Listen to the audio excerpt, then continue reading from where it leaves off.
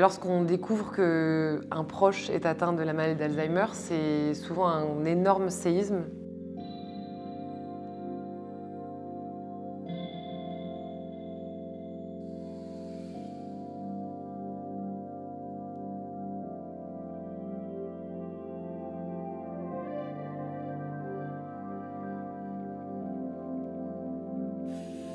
Alors au début, les premiers symptômes qui sont des incohérences peuvent être...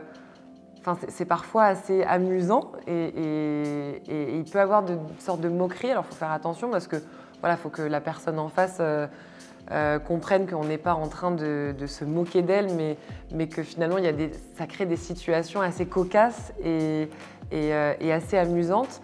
Mais quand ça devient répétitif, ça devient moins amusant et ça peut devenir dramatique. Et c'est là voilà, qu'on en discute entre membres de la famille. On se dit, bon, va peut-être falloir qu'on se pose la question, est-ce que tout ça c'est normal?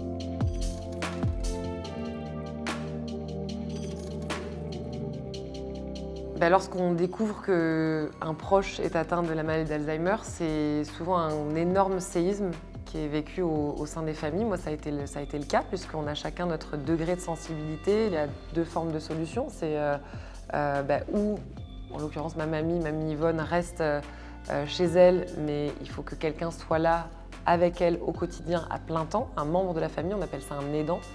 Ou alors, on place mamie Yvonne dans une EHPAD, donc un lieu spécialisé avec voilà, des personnes dédiées à son bien-être, mais en sachant qu'il y a plein d'autres personnes autour, donc voilà, que mamie n'est pas la priorité de toute une EHPAD, loin de là.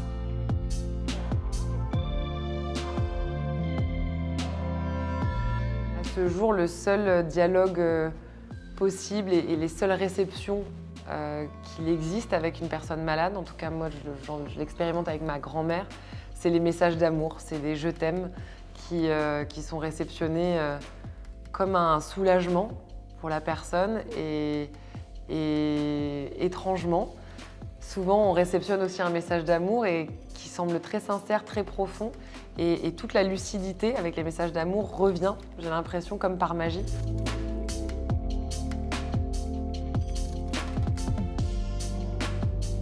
Le conseil, ça serait de lui donner le maximum d'amour possible parce que je crois que c'est le seul traitement aujourd'hui qui ravive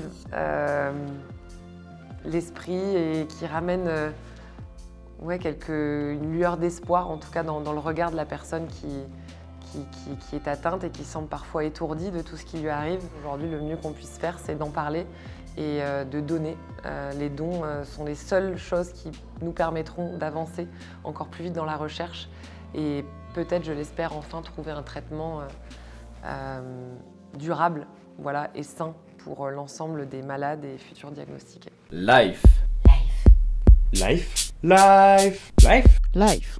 Life. Life. Life.